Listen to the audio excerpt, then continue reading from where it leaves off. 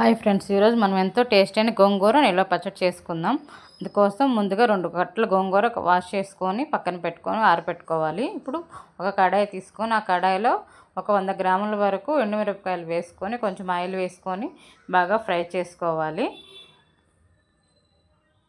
బాగా ఫ్రై అయిన తర్వాత 1 టేబుల్ స్పూన్ జీలకర్ర, 1 టేబుల్ స్పూన్ ధనియాలు వేసుకొని బాగా ఫ్రై చేసుకోవాలి. ఫ్రై అయిన తర్వాత వాటిని పక్కన తీసి పెట్టుకోవాలి. ఇప్పుడు అదే కడాయిలో కొంచెం ఆయిల్ వేసుకోవాలి. ఆయిల్ వేసుకొని మనం గోంగూర అనేది అందులో వేసుకొని కలుపుకుంటూ బాగా ఉడికించుకోవాలి. బాగా మెత్తగా ఉడికించుకోవాలన్నమాట.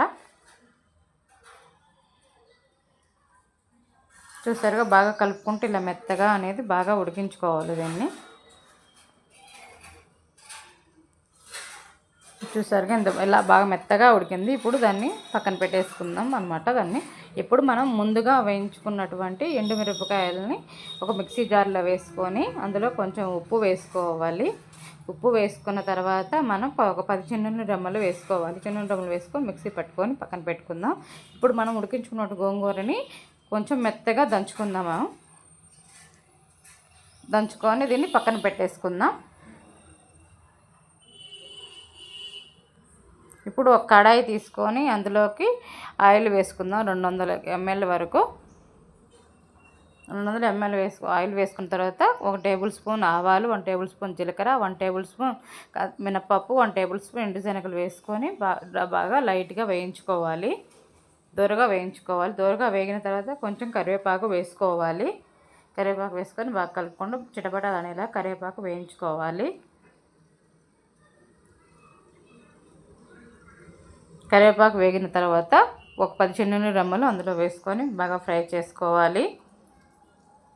అయిన తర్వాత కొంచెం 2 ఎండుమిరపకాయలు అనేవి వాటిని మనం తుంచి వేసుకోవాలి.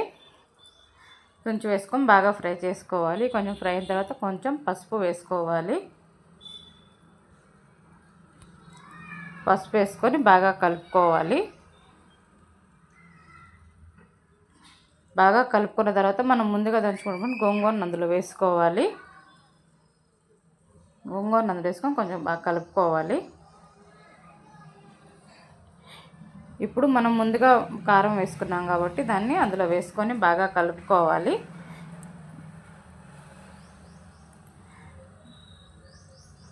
బాగా కలుపుకుంటే మనకి ఎంతో టేస్టీ అయిన గోంగూర నిల్వ పచ్చడి రెడీ.